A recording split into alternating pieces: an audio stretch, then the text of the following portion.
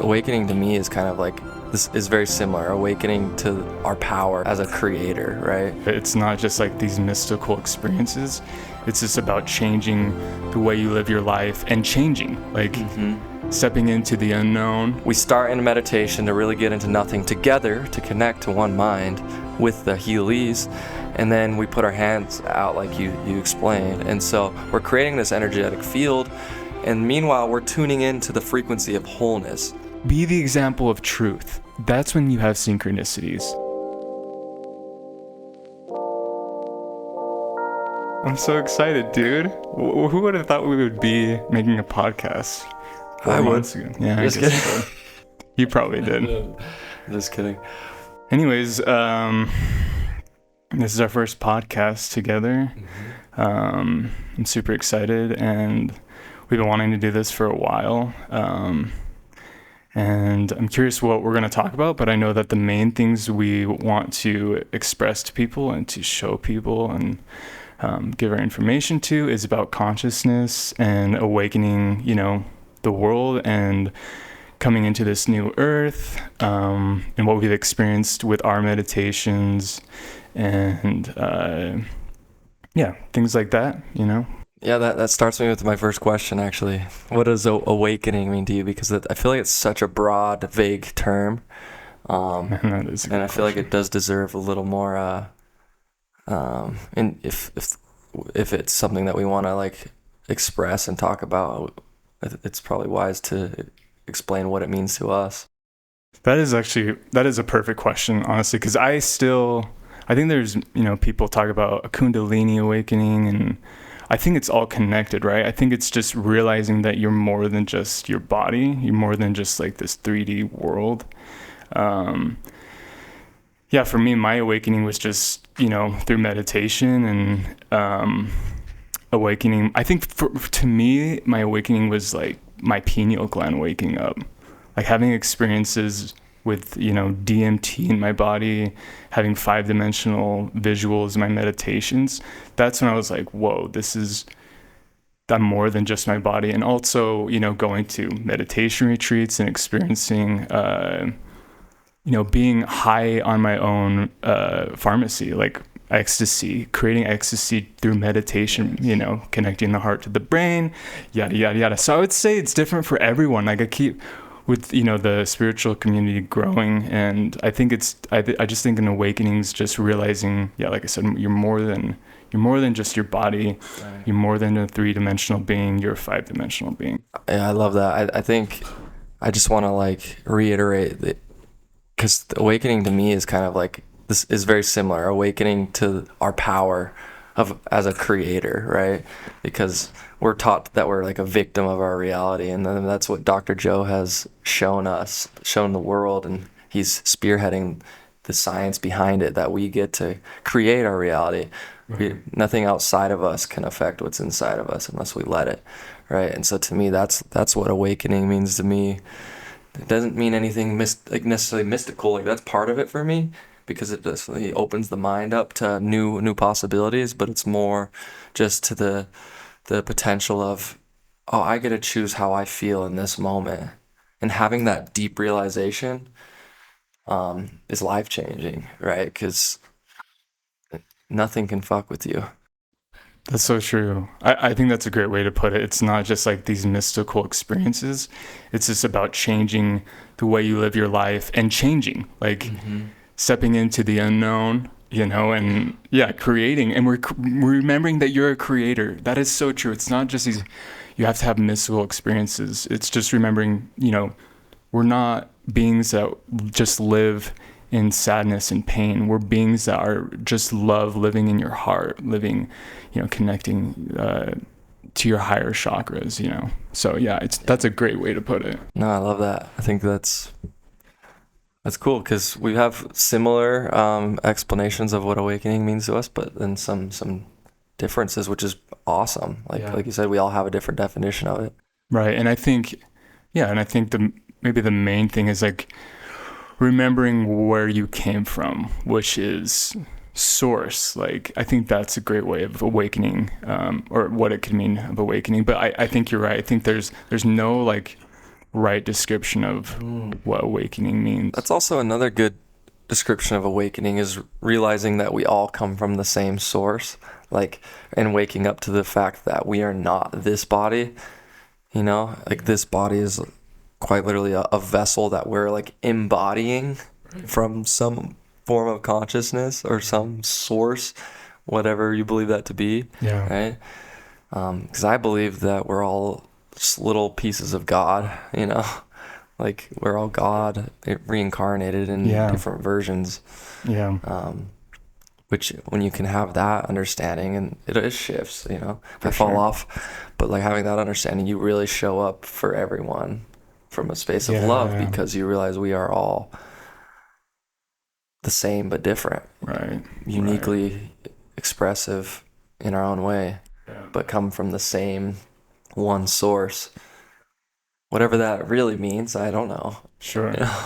You're right. I think it's like just remembering that we're all connected. You know, we're not separate, and the matrix that we're in, and the society we live in has separated us. You know, and that's not who we are. So, you know, we're in a time of awakening, of people remembering that we're more than just this body, and we're not separate. We're from one source. You know, so I think all that you said is great. I was just going to transition, because like how we got to this point and to our awakening comes from our experience in meditation. Right. When you say, I mean, that's where everything changed for me. Yeah. Right. And so our first question was when we started meditation and how it came into our lives.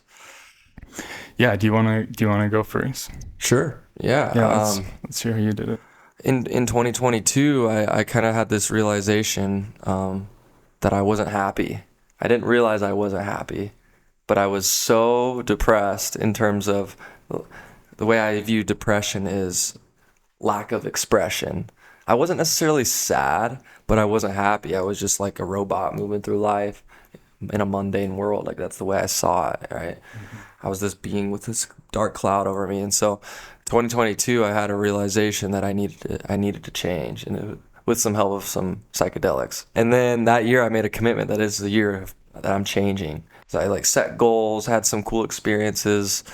I met this girl from Germany, and she like gave me this book, and this book shifted my whole life, because I made my life purpose and like these things, and then things started unfolding. I started meeting new people, but it wasn't till it was spring of 22, late spring, that I decided to go out downtown for the first time. I was a video game nerd, so like my life consisted of video games on the weekend, like 7-hour weekends of video games. I never went out. I was terrified of the world. I had one good friend, Tate, shout out Tate, pretty much brought me out of my shell, played a huge part in that. And we went out downtown, and the first person I met, I was pretty hammered. The first person I met became my barber. He was awesome. Then he became my barber, also like my therapist in a way, because like every month we would just chat for an hour and a half, you know, and just like a way to vent. And he held space for me and gave me advice. And then eventually he talked about how he manifested this situation one day, and I was like, oh, manifest, that sounds interesting, you know. And so I was like, tell me more. And he's like, I actually have a friend who teaches it. And I was like, dude, give me his number, you know. And I guess a little more backstory is like I was on like four different antidepressants at this time. I was weaning off of them on my own through a psychiatrist, which I highly recommend weaning like natural, like slowly, because those chemicals can really mess with the brain and totally fuck up your whole reality if you just go off of them completely. But so I was in this process already.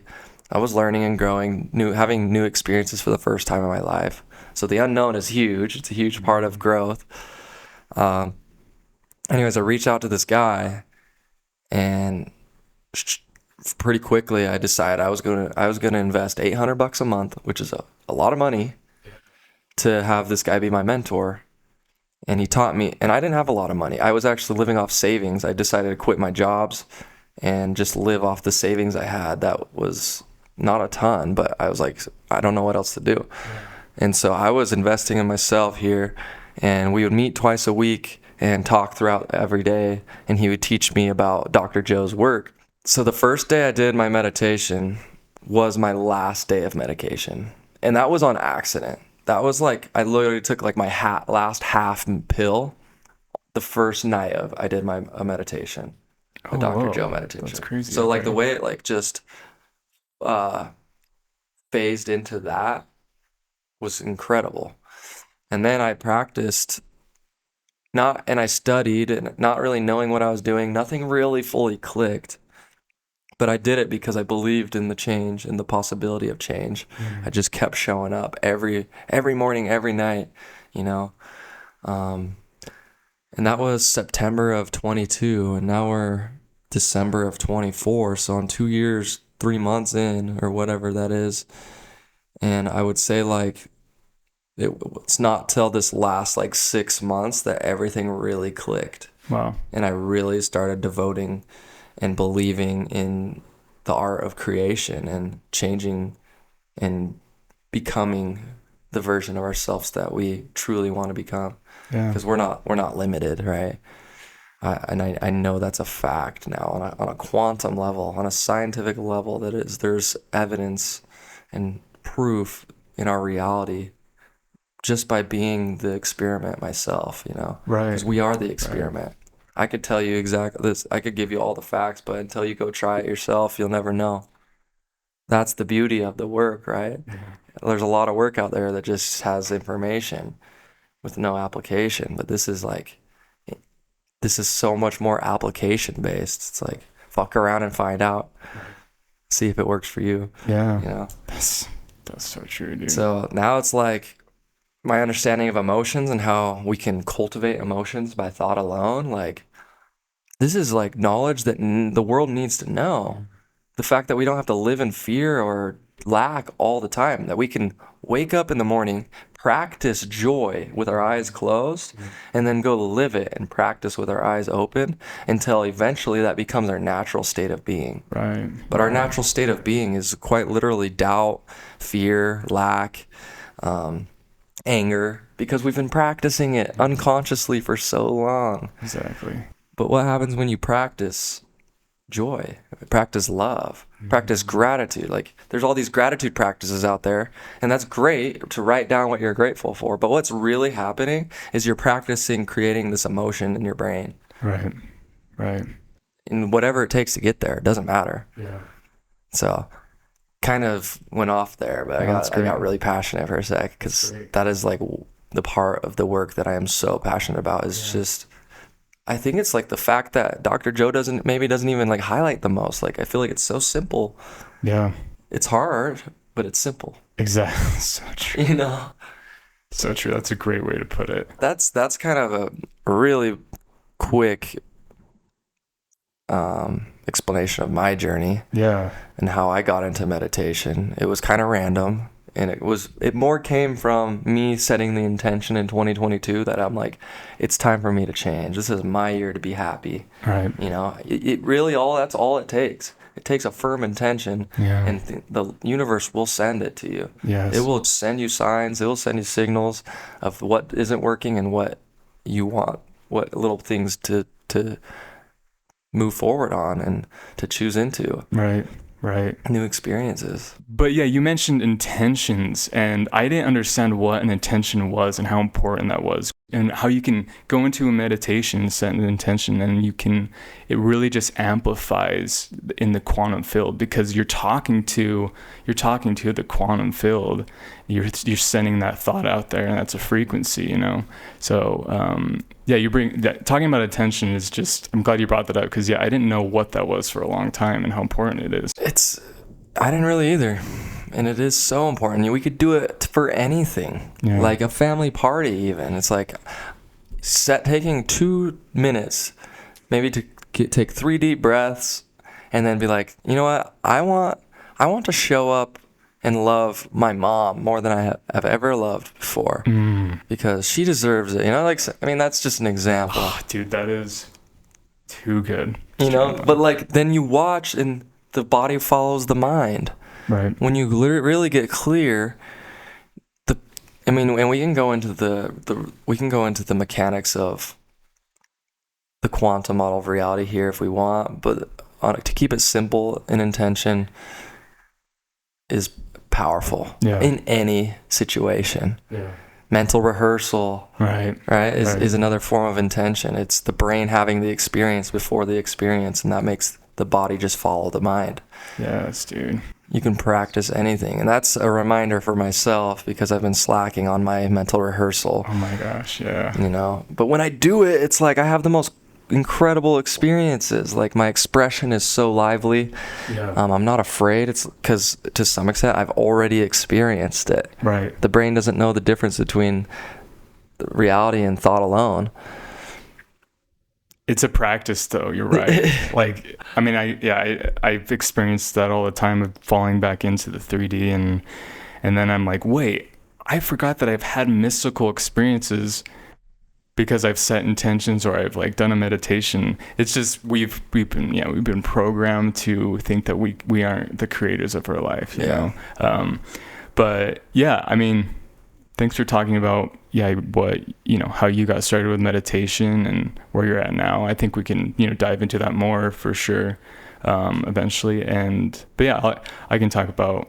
I want to hear it because I don't think I've fully heard your journey. I think I've gotten bits and pieces.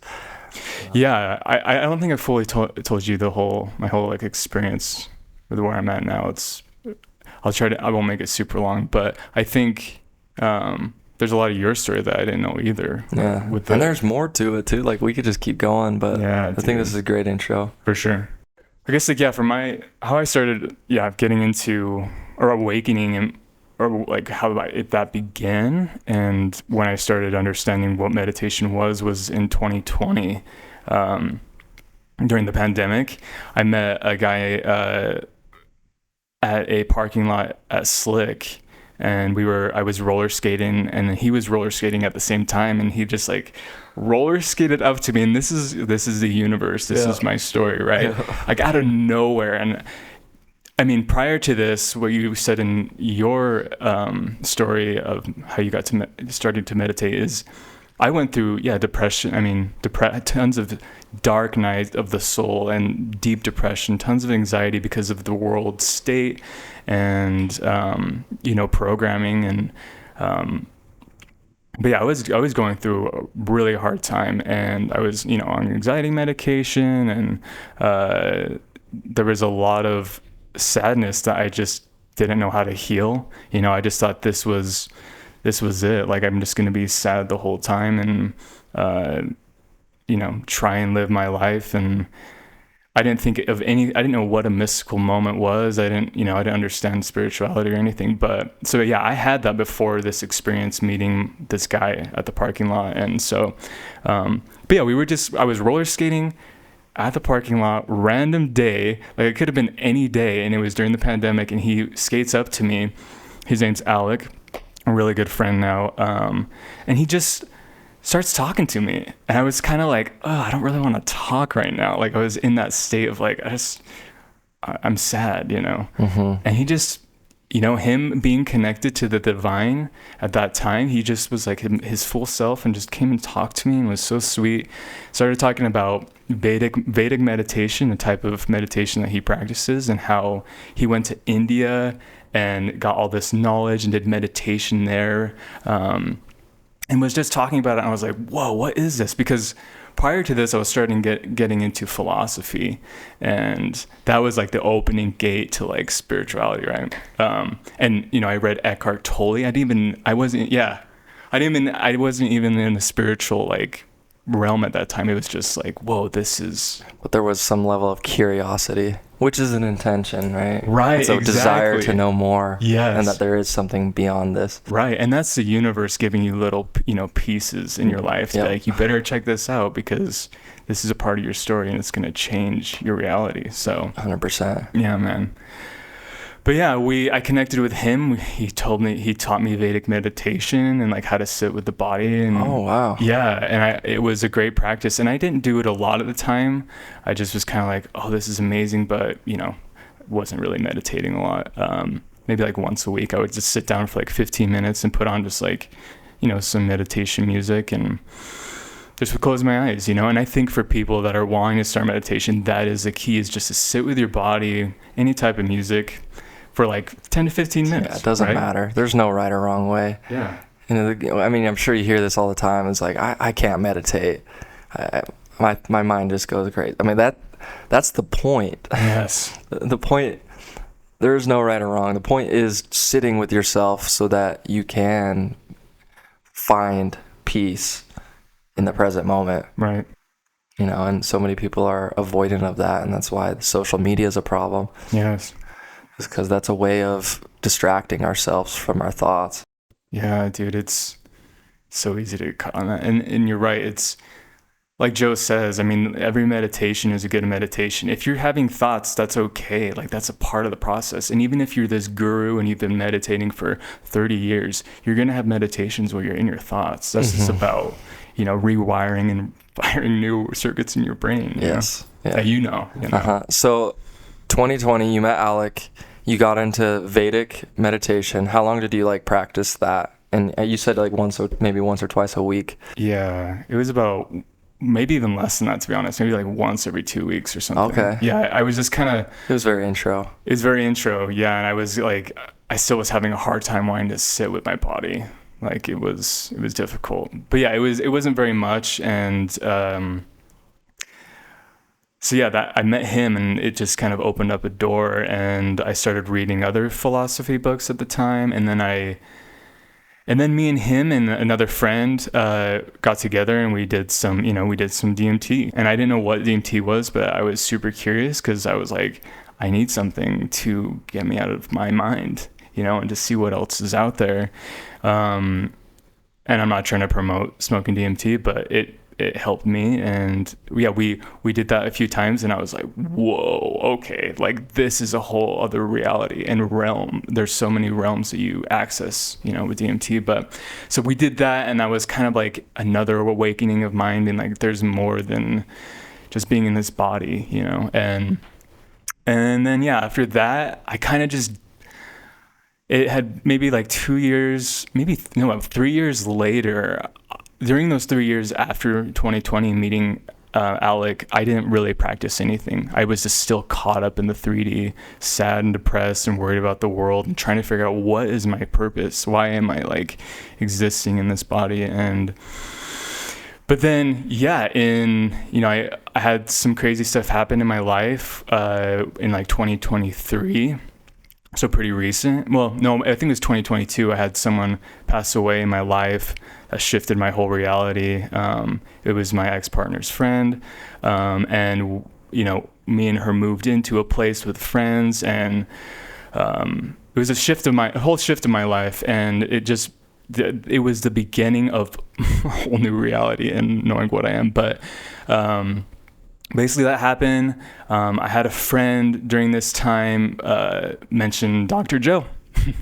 He mentioned Dr. Joe and was like, hey, do you want to check out these YouTube videos of Dr. Joe? And I was like, sure. I was super curious of just learning more about what else is there, besides being sad. What else is there? There's got to be more.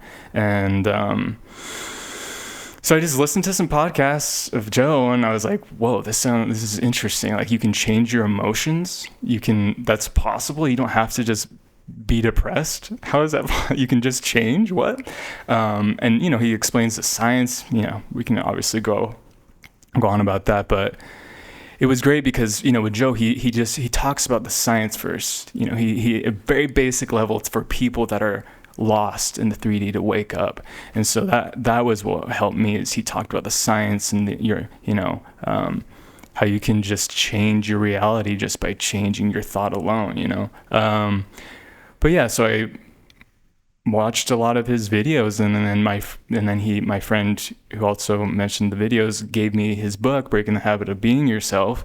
And that was another just explosion of whoa, this actually makes sense. I knew there was something else. And in this book, he doesn't talk about mystical moments. It's just very basic science about, how to change your emotional state. And anyway, so I was just like, this is awesome. And then that same friend, see, this is my story, right? He bought me he was like, can I buy you a retreat to Dr. Joe Dispenza? And I was like, that's crazy. I'm like, how do I let someone buy me something that is so like valuable? And, you know, these retreats are, you know, they're expensive, but they are so valuable. They're expensive in our reality, right? Like it's worth more than money going to these, you know, 100%. as you know. Yeah. So anyways, I was like, okay, I'm going to let you buy it. Like, I gotta change. This has gotta be the moment of something, right? And to be honest, I didn't know what was going to happen going to the retreat. I was kind of skeptical and was like, what is this, like a cult? Am I going to get like stuck? Like I really was like confused about that. But no, yeah, went to the retreat and I had a whole awakening there. Like, you know, you meditate every day. You're meditating for like 6 hours a day. And then you get to hear about the science and how to, you know, sit with your body. And anyway, I had a full-on awakening there because, you know, you practice his breath work, the Kundalini breath, and, you know, by doing that, you awaken your pineal gland. Yeah, and you're clearing energy through your whole system, right? That's exactly You're moving energy, stuck energy in your lower centers up into your brain. Right.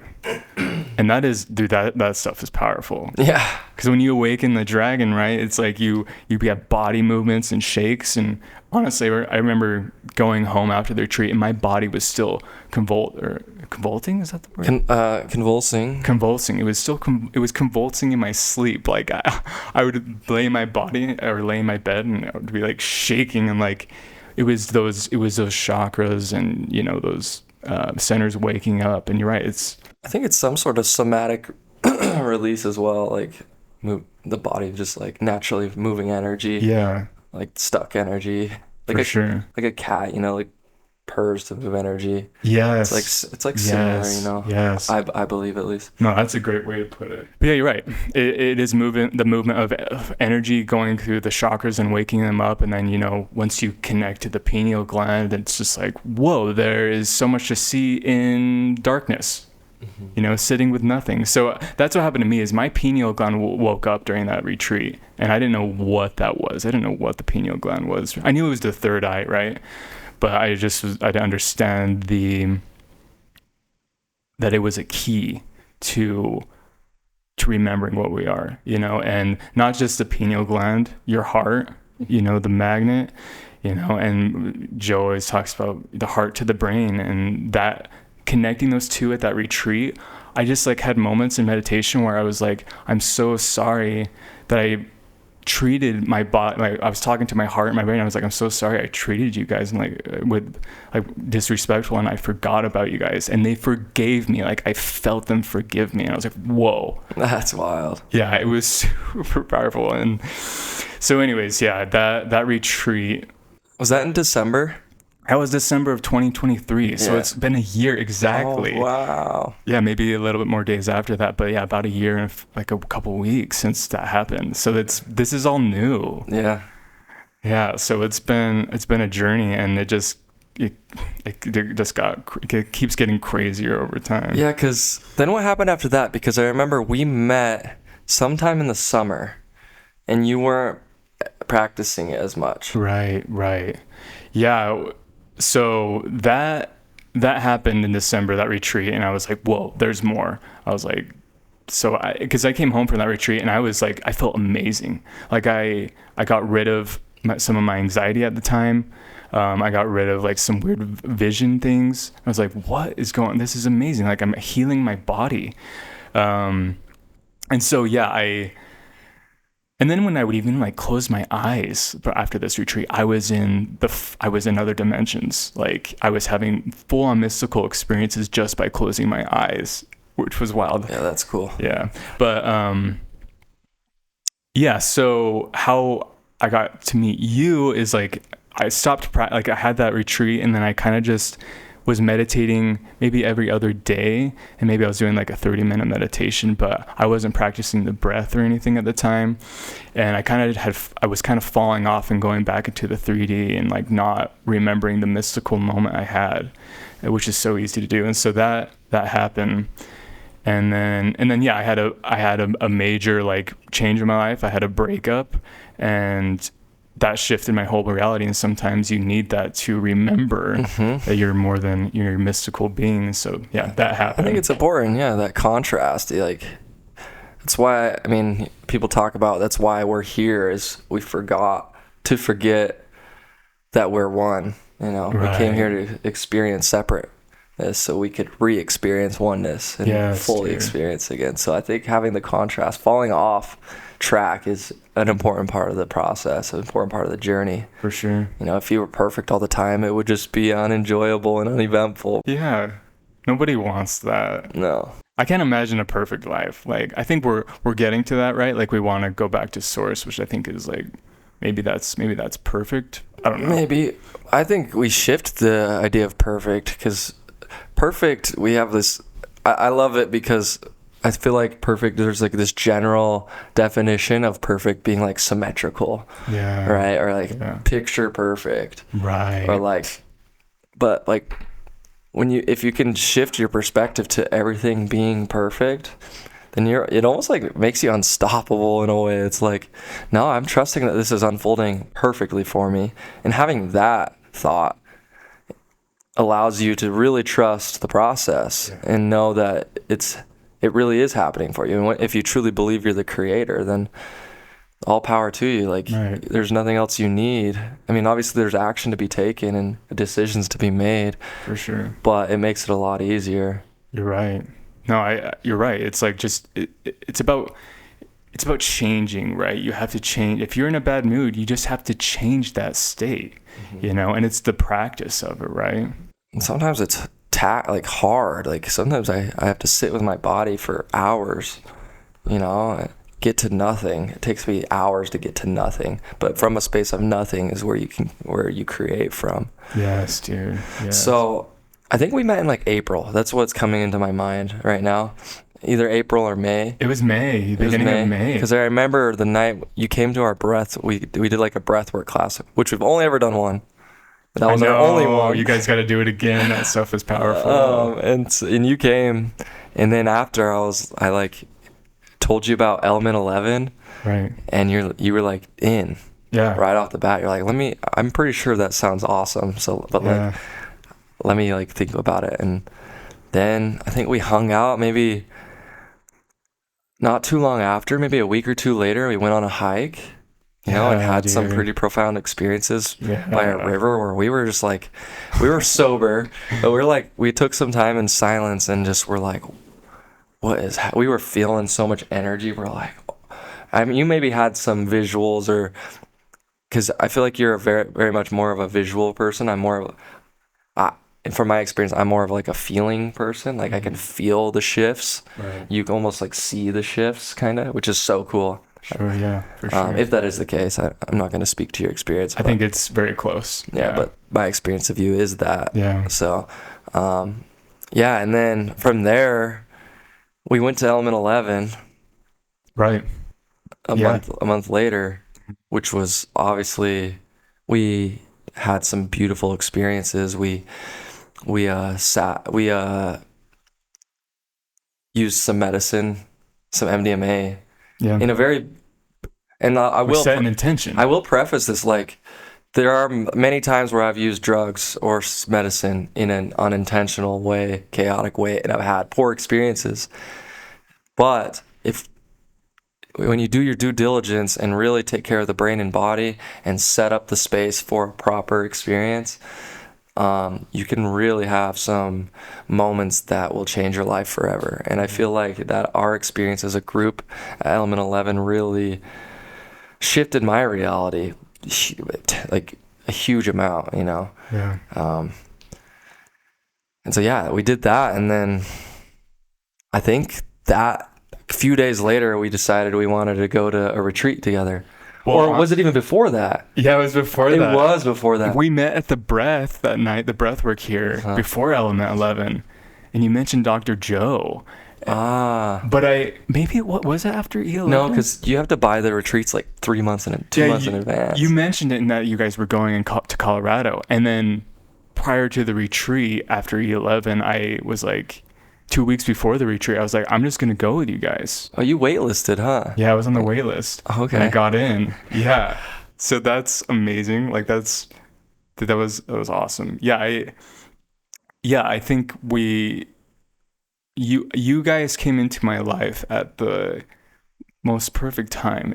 Truly, I've never believed in like angels until that experience, like more than ever, because you guys, all these beings came into my life after that, that shift in my life and the breakup, and I'm just so grateful. Like, but that was the beginning of so much change for me, and I think when we connected, I was like, whoa, this is like gonna be big, and I'm just super grateful. And but yeah, we had the breath work here, and while we were here, like I had a full-on experience of just like connecting with the divine, like a mystical meditation.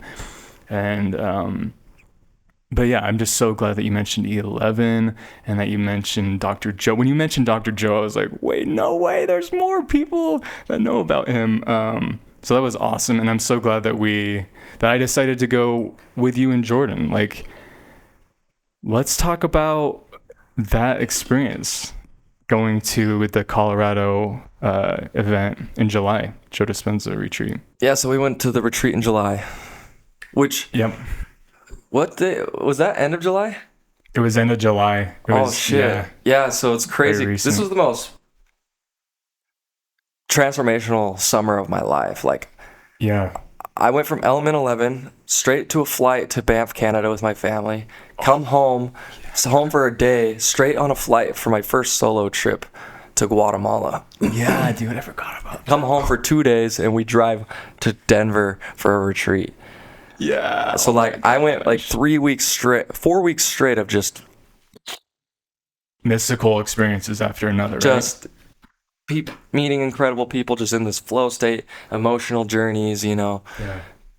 But yeah, the retreat, I'll give a little basic background, and then you can ask any questions. Mm-hmm. I mean, we drove together. We drove, I can't remember the town we drove through, but we drove into this really cool Airbnb, and tons of synchronicities there. Oh my God, I forgot. It's really cool people, locals, and had this really beautiful spot by the river. It was so serene, and a perfect way to stop before the retreat. And then, for sure. then we the next morning drove to I'm forgetting where the retreat was in Denver. Oh, it was in Aurora, Colorado. Aurora, yeah, like little middle of nowhere at the Gaylord Resort. Well, I remember like pulling up, and I was like, this is not what I expected, because it's like that huge resort, and then there's like tons of just houses and like not industrial, but just like nothing was around that hotel really. Yeah, it was strange. And it was like dry during this time. There was it was not green. It wasn't lush. It was just like shitty, to be honest. And there was so much construction happening at the hotel. Like, I got there, and I'm like kind of mad. I'm like, are you kidding me? I spent this much money to come to this resort that is like half under construction. Like, It looks like shit. Yeah, it looks terrible. Yeah, dude. But didn't let it get to me, obviously. Yeah, and none of us did. That was my second retreat, and so I was like expecting it coming to be from Cancun. Yeah, exactly. I'm like, what the? So yeah, I felt the same way of like, and it was your first time, so you were just probably like, what is this gonna be like? Right. Yeah. I've stayed in plenty of hotels, and like, it was a nice hotel, but like, come on. I still think it could have been better. Well, yeah, I mean, because when you're in Cancun and you're by a beach, and that, it just wasn't a weird location, but like we are talking about, that doesn't matter, right? As we found out. It doesn't. It really doesn't. Your environment, we're overcoming our environment. Like, that's the purpose of the work. Right. And so it actually was the perfect experience for me. And I will say perfect intentionally, because it was exactly what I needed to come up against. Right. This frustration of like, it could look like this. I could be on a beach doing a walking meditation. Instead, I'm on this track walking back and forth. Yeah, the walking meditations, man. They were strange, but so powerful. Oh my gosh. Like, it's the most powerful walking meditations I've ever had. Yeah. Well, dude, let's talk about... let's do it. So this was your first retreat, and you didn't know what to expect. And I mean, same for me. It was my second one. And I didn't know, I expected, which was the wrong thing to do. So yeah, I'm just curious, like, what was it like for you to go to a 7-day week-long retreat with Joe Dispenza? It was a day I had been waiting for 2 years. I had been studying the work for 2 years, practicing the work, and I never invested in myself. I actually put money on my credit card. The second we booked the retreat, the next day we did like a meditation, and we got a donation of like $2,000. Oh my gosh, I forgot that. And I'm I like, really forgot. All right, Yeah. paid for me in Jordan's room. That is a sign from the divine. I was like, Oh okay, my this gosh. was the move, you know? And so, yeah, I'm there. I'm like, I'm so excited, right? I'm like, this is everything I've been waiting for. And the first like day of meditation, it was like I never meditated before in my entire life. Right. It was the hardest experience to meditate. I could not get out of my mind. Yeah. And I had these realizations later, and this is more of a theory. I have no proof of this, but it's the idea that like when you get a big group together in a room to meditate together, you become one mind. Yeah. And so you have advanced meditators, which I would consider myself somewhat of an advanced meditator. Like I have 2 years of daily experience. Yeah. Yeah. Hour-long meditations, right? And then there's people who have never meditated before. And so you become one mind, you meet in the middle, right? This is a theory. So you meet in the middle. So I'm like dealing with all these emotions and frustration and like, what? I can't get to nothing, you know? Like I've been doing these meditations every day. Mm-hmm. And so I'm here, but I'm realizing, oh no, I'm working with the unit. I'm helping the unit come to nothing. And so by me having so much practice working with my thoughts and keep coming back to nothing, mm-hmm. I'm assisting others to do it. Right. Because we're becoming one mind. Yes, dude. And so whether that's true or not, I don't know. But that's the download that came while I was there. I was like, that's why I was struggling so bad with my meditations. Well, yeah. And when you told me that, I was like, at the retreat, when you mentioned that download, I was like, that makes a lot of sense. Right? It does. Like, and I kind of had those downloads here when we were doing our meditations. Is like, I can get to nothing pretty consistently. Mm-hmm. Every time I do group meditations, it's like I'm battling thoughts and emotions. But it's like, okay, maybe my role as an advanced meditator of some sorts is to help to become one mind with the group and help them get to nothing. Yeah. So that they can heal. Right. Because we've had people heal in our basement. Right, dude. You know? But yeah, no, so that's that. You had expectations. Somewhat, yeah.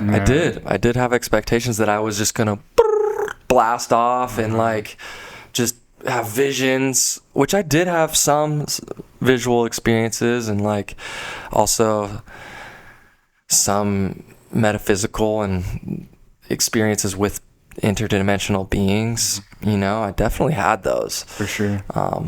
But it wasn't. I had these expectations of something crazy, you know, and it's just it's a reminder not to have expectations, because I want us to speak to that real quick, because having an expectation is focusing on one reality, one outcome, which is excluding you from infinite others. Right. And which is the unknown, which is where the magic happens. So if we're going to let an expectation ruin our whole experience, then we're taking away from something that better that could have happened. Exactly. You know. And so yeah, it was a struggle. And like the first day I was next to this kid who's like 14. I'm like, why the hell are you even here, kid? Like, he's bumping me the whole time. Like I'm like, you know, I've never felt so much anger. I literally mid meditation, I just want to just swing a fist, you know, like just clap him right across the face, you know, but he's this kid. For sure. And like, maybe that was meant for him, not me. It was meant for both of us, because I was able to overcome these frustrations and these angers of sitting next to someone that couldn't sit with their body. Yeah, that's a test right there. Yeah, and then some of the people I met were just incredible, loving beings. Like it woke me up to my power. Like I thought I just kind of hid myself so much in my life. Yeah, and like I had a lot of knowledge, and so someone would ask me a question and I'd just answer it like that, and they'd be like, whoa, like, you know your shit. And I'm like, doesn't everyone? Like, why are you here if you haven't been, like, Sure. you know, the ego comes in to some extent. And so For sure. it was a beautiful wake-up call to like be to my humility, and also to me and my confidence in stepping into who I am. And I'll tell you, the biggest thing for me on the retreat is the concrete clicking of the brain of the information, hearing it come out of Dr. Joe's mouth live, the resonance in his voice. There was things I've heard him say hundreds of times, but when he says it on stage, I'm just like, oh my God, now it makes sense. Sure. In a new way, you know? Yeah. Which is crazy, but it's what happened.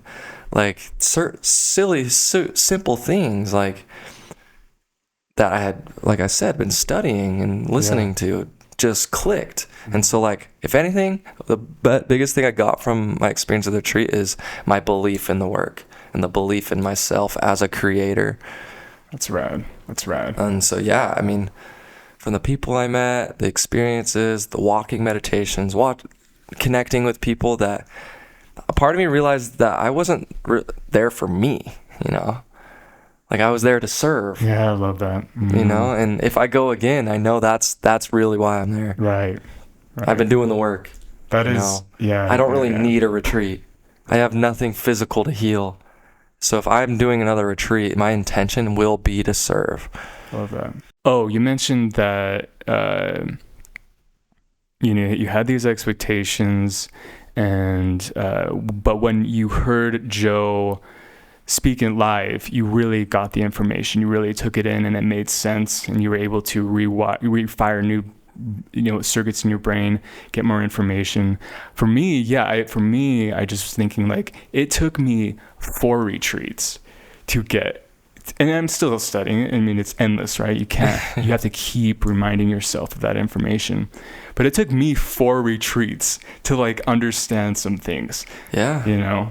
And so you clicking that fast and you practicing the work before, like, that's awesome. And I'm super happy to hear that. But yeah, I think everyone learns differently, and it comes in waves. And but yeah, I can't believe it. I can believe it took me 4 retreats, but it's just interesting how, you know, people take in information. There's a different experience there, because me studying and practicing for 2 years, that's really cool that you can get the equivalent of that in 4 retreats. Or, I mean, we can't compare our knowledge. Like, we have different knowledge and different experiences, which is exactly what we're here to do. Right. And that's why we're able to talk. Exactly. And so it's cool to hear that after 4 retreats, hearing you talk about it is awesome, because I remember when we first met and talked about it, it was like you were trying to find the words and and now I'm seeing you just express the work so much more clearly, and it's awesome. Like, that's why I'm grateful we're doing this right now. Yeah, thanks, man. Because it's like, it's so nice to have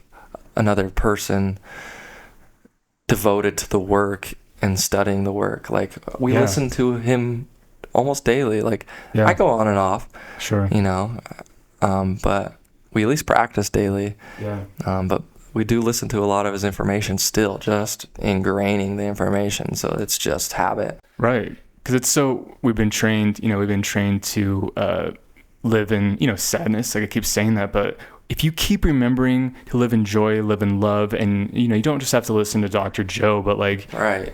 It's just, he just explains it in a great way that resonates with me and for you, you know, but, you know, it's just like listening to words that, like, make you feel good every day, instead of just waking up and looking at your phone, or just listening to music on your way to work. Like, listen to, like, words of affirmation, things that make you feel good, and consistently program that into your brain, and you will start seeing changes, and you'll start having synchronicities, because you'll be living more in your heart, you know. Mm-hmm. But going back to the retreat, the Colorado retreat, I am just so glad that you had a great experience. But yeah, the expectations is what's hard, because when I go into that retreat, for me, I had a lot of expectations, because my first retreat was, like, so mystical. Mm-hmm. But I was the same way. I got there and I just, like, was in my head. All my meditations were weird at first.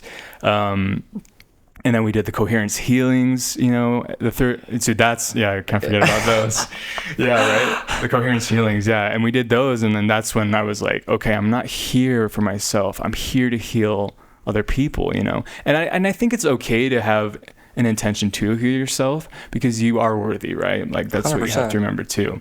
But no, to go in there and just be like, I don't care what happens. I just want to heal. I want to heal other people. And then you start to heal yourself, right? Yes. But yeah, you had how was the Coherence Healings for you? I don't remember. Yeah, I mean, I don't know how much I want to get into on this because Sure. I definitely had some mystical experiences during the Coherence Healings, at least the second one specifically. Yeah. The first one was really challenging for me because I was so in my head and I wanted to get something out of it. Yeah. And it messed but then like you're just saying, like it wasn't about me. That was the realization that I had after the first Coherence healing is I was going into that healing for me, which is so silly. Like I was like, okay, I'm going to have this crazy experience. I'm going to feel energy coming out of my hands. I'm going to watch this person convulse right in front of me, right.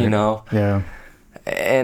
But I had some amazing, profound experiences during the second and third one. Dude, I'd like to share one actually really cool one. For sure. The third one, we were working on this 12 to 14-year-old girl, and her mom was there. Wait, before you tell the story, I'm going to give a quick background on what a Coherence Healing is. Yes. For people that are watching that don't. Please. But yeah, so a Coherence Healing at these retreats, Dr. Joe does 3 of them, right? And they build, like, the energy builds. Yeah, it builds over... They're different days. Right, you're right. So the beginning of the retreat, it's kind of like low energy. Like people are trying to learn and remember what they are. And then people start getting it the third day, and that's when you start the Coherence Healing. So the energy is a little bit higher, and you start connecting more to the field. But yeah, basically, like, we were with 2,000, maybe it was like 1,900 people at this retreat, and you're all in an auditorium during this whole week meditation, or not meditation, but retreat. And during these Coherence Healings, you come together in the room, and there's one person, there's multiple people that lay down that are called the Healies, right? Or the the Healies. And they're laying down, and most of these people, they usually have like, a disease of sorts, or like something they want to heal in their body, like back pain, but you can also just be a normal person that doesn't really have any health conditions, and you want to just give that energy. But you lay down, like multiple people lay down, and then around those people, there's like probably like 8, maybe like 14 people around that. I think it was 8. It's 8, yeah, like 8 to 10. 8 to 10, and you focus your energy and your healing on that person laying down, and then eventually in the meditation, you put your hands out, you like shake them together so you create energy, and then you put your hands out over the person, and that creates like a field. It's waves upon waves. And did you have a better explanation? I can add some stuff. Add some stuff. So like before the Healies are in the room alone, Dr. Joe is guiding them through a meditation to get them into nothing, a state of receiving. Meanwhile, we're in the hallway as a group, as healers, tuning into giving and tuning into wholeness, to prepare ourselves to give, right? And so then once we all finish, we come into the room, we randomly selected our Healies. Right. We start in a meditation to really get into nothing together, to connect to one mind with the Healies, and then we put our hands out like you explained. And so we're creating this energetic field, and meanwhile we're tuning into the frequency of wholeness. And I mean, we can get in this another time because this is a whole fucking topic itself. For sure it is. The process of creating. Yep. And so when you tune into a frequency, it is simply being in nothing and having the thought of wholeness. So having the thought of wholeness while holding our hands out is projecting this coherent pattern into their field of wholeness, which is sending signals into their body and the matter, right? To an atomic level, changing the patterns in the field. Right. Allowing them to heal. And so then we do a meditation, guided meditation, like we've said, for healing, for wholeness. And then we finish and then hug the Healies and go on our way. Right. And a lot of times sometimes that healing happens instantly. Sometimes that healing is like a a shift that happens over time, you know? There's no explanation to what's going to happen. Right. Sometimes people don't heal. Like some people aren't ready to heal, although they want it so bad, but there's so much attachment there that, you know, or lack of worthiness or whatever it is, right? It's just got to be completely open and ready to receive. Right. What a cool thing that we can do that we have forgotten. Like we can heal other people. Like what the fuck? But anyways, thanks for adding to that, because I was like, sometimes it's hard to explain how powerful that meditation is. It is. But I want to hear a little bit about your mystical experience during one of those coherence. Well, I'll just share one, because like, so at these retreats, people will have these moments where they just like, ding, like, and then they'll like convulse, right? I don't know if you saw it at all, or you can hear people. Hear. And sometimes it can be a little off-putting if you're not familiar with the work. Sure. But people are having mystical experiences in this moment where they're leaving their body completely, their body's convulsing. Maybe interdimensional beings are healing them. Like that is definitely a common thread at these events, you know. And so I know this, and this is the third healing. And we have a 12-year-old girl. And you were healing a 12-year-old girl? And this is day 6 or 7, so I'm very in tune, I'm very in flow, like very connected, I'm like locked in. I look at her, I'm like, oh my God, we're not healing her. And this mom's like, she maybe is dealing with some physical pain. Her mom's like freaking out on the side. She's like, please heal my daughter, you know. And I'm like, I'm like, you need to chill. Like, why are you acting like this, you know? And so then I have this like weird insight. I'm like, oh my God, I think we're healing the mom through the daughter. Okay. Right. And so, and to give a little, well, actually, then I'll explain. We did the healing, and after, the mom just starts fucking getting zapped. Like, that's how I would describe it. She would just like hug someone and she'd be like, oh. Whoa, she was like... The mom would just start convulsing. Whoa. And I'm like, oh my God, we were healing the mom. Whoa. Not the daughter. Because the daughter comes back, she's like, should I feel different? And I was like, this is sus, you know? Like, the daughter doesn't know what she's doing, but to some extent, the daughter was taking on pain from her mom. And we were healing the daughter through... the mom through the daughter, right? And the only reason I put this all together was because I met this girl from England. Her name's Anastasia. Awesome girl. You met her at the retreat? Mm-hmm. We sat next to each other like the first 3 days. She was a Reiki master, and she said, I told her this experience. She told me that she had something very similar happen to where this owner of a dog brought his dog to her to heal the dog. But when she healed the dog, she got this information that the dog was taking on his pain, and she was healing him through the dog. And I'm like, whoa, okay, this is so profound. And then you guys experienced that during the healing. Mm-hmm. Wow. That's powerful. I've never, it makes sense though, right? Like you pick that up. That's pretty wild. Whoa. Yeah. So like I definitely, how I operate is I'm very observant. I see energy manifest in the physical very clearly. Mm-hmm. So I can connect the 5D to the 3D based on what I see in the 3D. You know, I'm like, I can kind of connect dots, theorize a little bit, but then a lot of times it's like crystal clear. Mm-hmm. A lot of times it is theory. But it's a download of some sort. You were that was a download for sure. You're very connected that way. That's super cool that you picked that up. Yeah, it comes through information, like thought.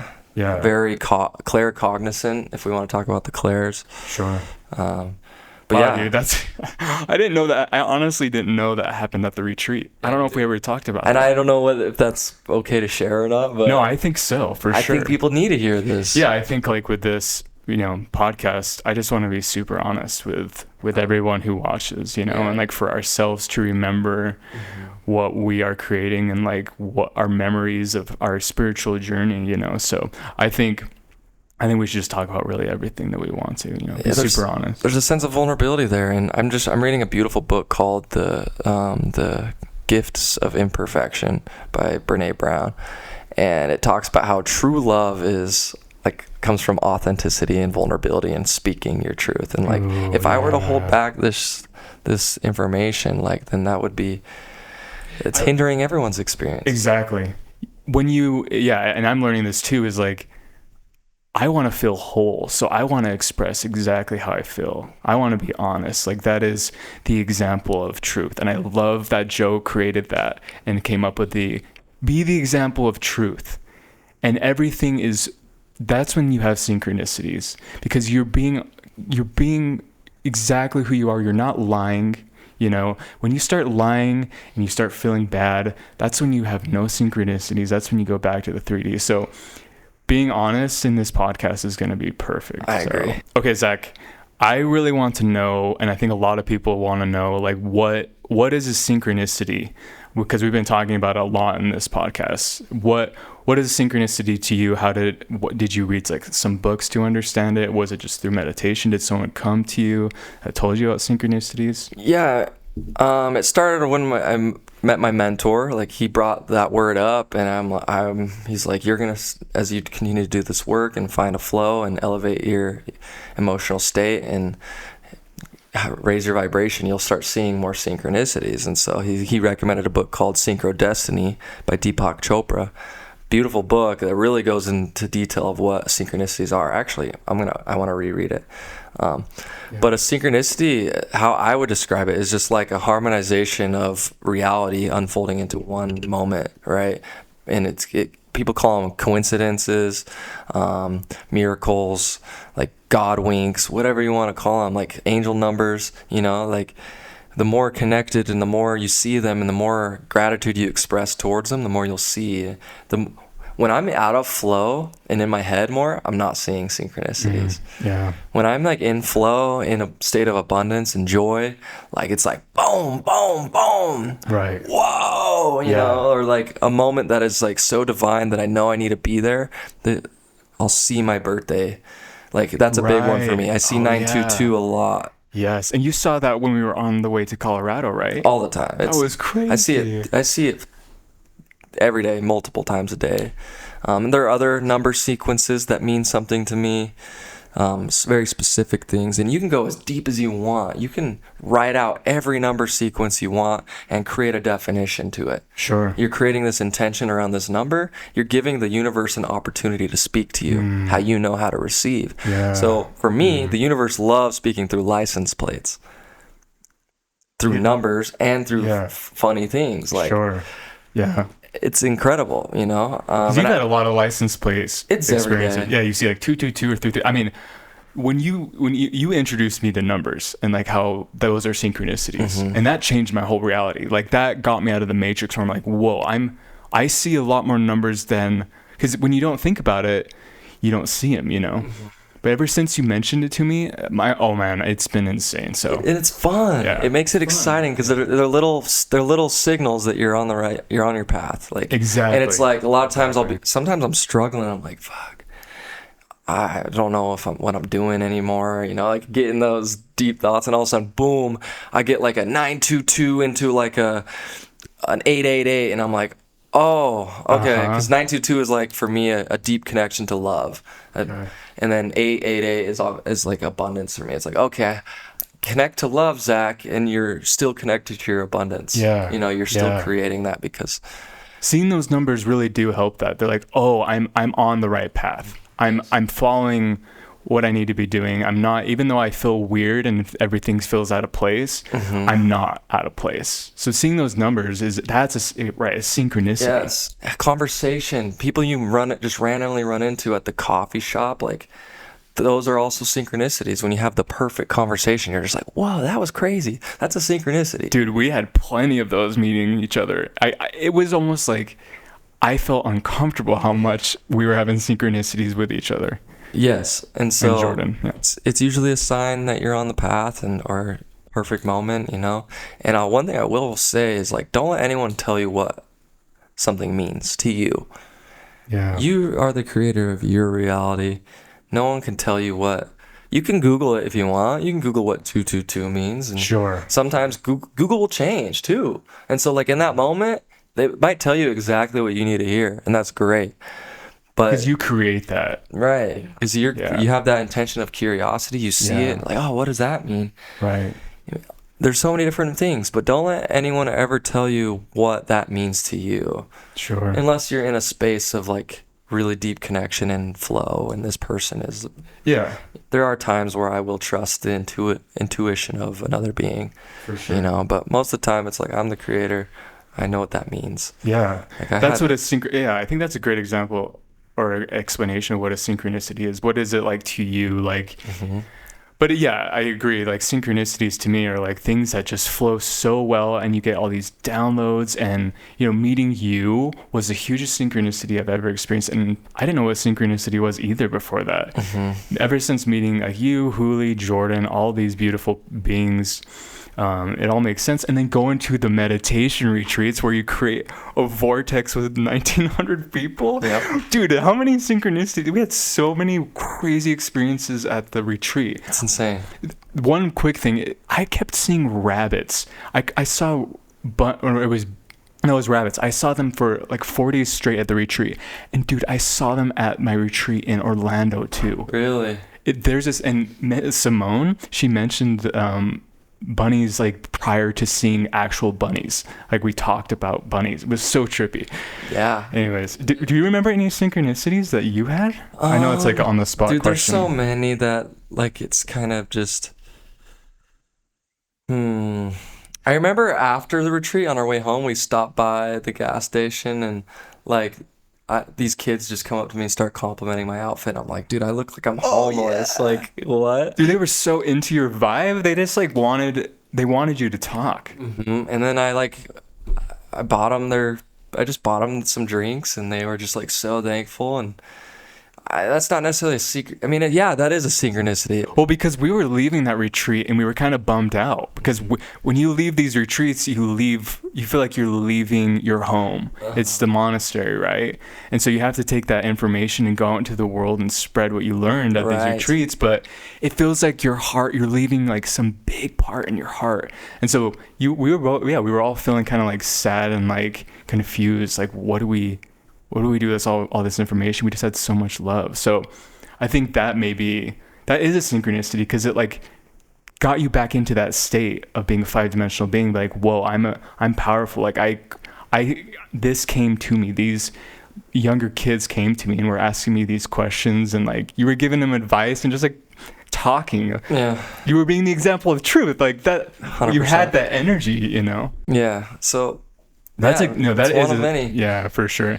Okay, well, we talked about a lot of stuff. I feel like we could have talked for many days. Yeah. And we went entry on everything. Like, yeah, kind of entry level. Yeah, this is a good start to what the podcast is going to be and like what we're going to create. This was a great podcast. We got a lot of information.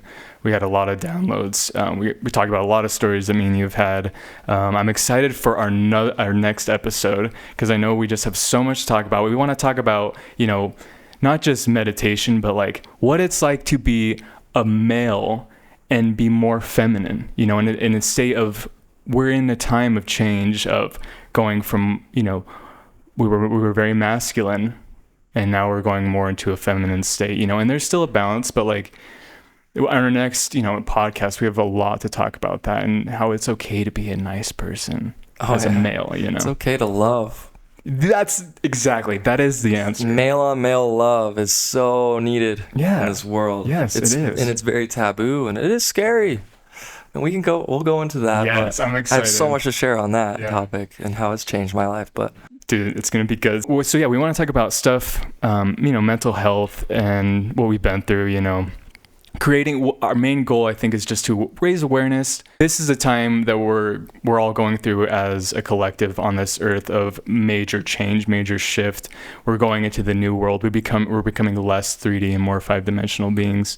And so this is a podcast. So we just want to, spread our information that we get and what we've been through. And I know that a lot of people our age want to hear stuff like this. Yeah. And we've been in a society that like quiets us, and I'm just excited to see what happens. So. Me too, dude. Like, I agree. I think being young is sometimes overlooked for sure for the wisdom that can be there.